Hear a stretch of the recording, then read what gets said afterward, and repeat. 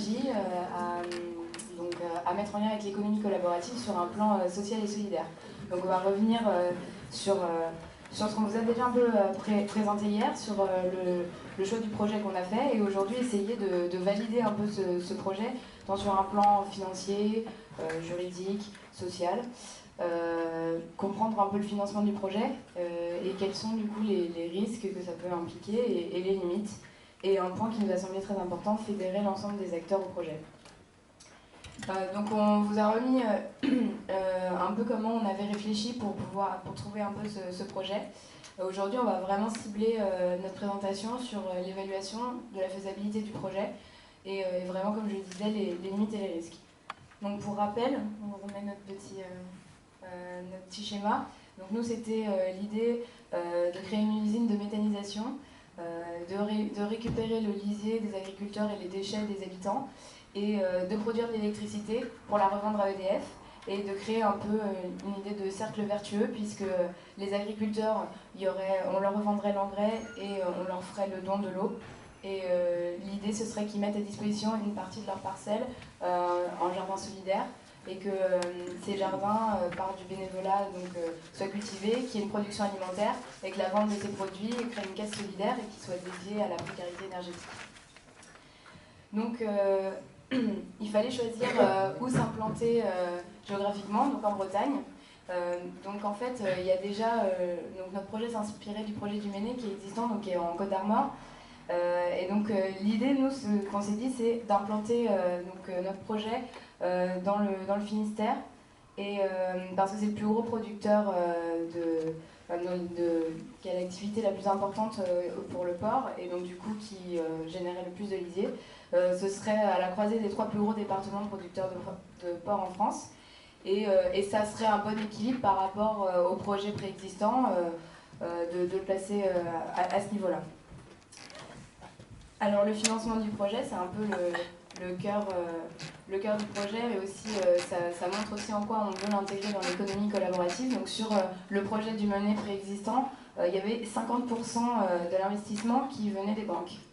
Et nous, on a vraiment à cœur de se dire, voilà, on réduit cette part de moitié et on intègre la communauté, les habitants, les entreprises locales. Alors pour donner un ordre d'idée, le coût de construction pour notre projet serait de 15 millions d'euros, et donc l'idée ce serait que la communauté puisse apporter un petit peu moins de 4 millions. Sur le projet du Méné préexistant, le projet est de 12 millions. Et... Ah oui, c'est Vegan, pardon. C'était sur Vegan, excusez-moi. Sur Vegan, donc il y avait 12 millions pour le projet, et l'apport de la communauté était à peu près de 3,5 millions. Donc tout ça pour dire que sur un projet de 12 millions, on a pu mobiliser la communauté à hauteur de 3,5 millions. Donc c'est pas du tout idéaliste de se dire que sur un projet de 15 millions, on puisse mobiliser 4 millions. Et d'autant plus que là, on aurait les entreprises locales et on aurait aussi les habitants. Donc je passe la parole à ma collègue pour les risques et limites. Alors oui, on a essayé d'identifier certains risques et limites par rapport à notre projet. C'était déjà de se dire peut-être la communauté de communes ne sera pas forcément autonome au niveau énergétique, puisqu'on dépend des réseaux qui sont gérés par EDF. Donc voilà, il faut être conscient de ça.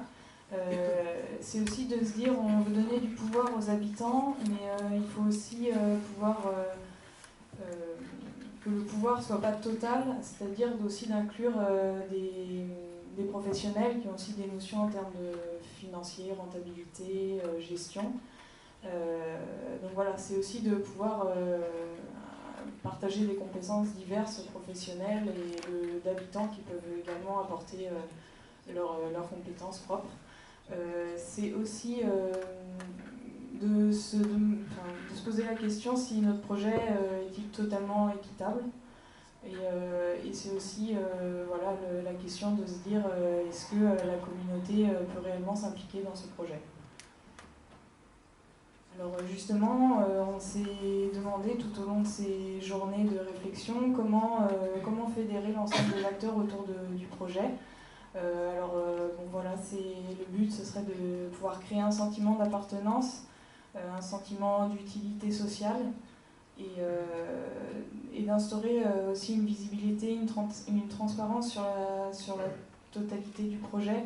On pense que voilà, ça aura un effet sur l'engagement, l'implication des différents acteurs pour que l'implication soit également durable. Alors comment on a pensé les choses? Peut-être que pour impliquer les gens, il s'agirait de les impliquer dans les prises de décision et aussi dans la gestion de l'usine, dans la gestion des jardins.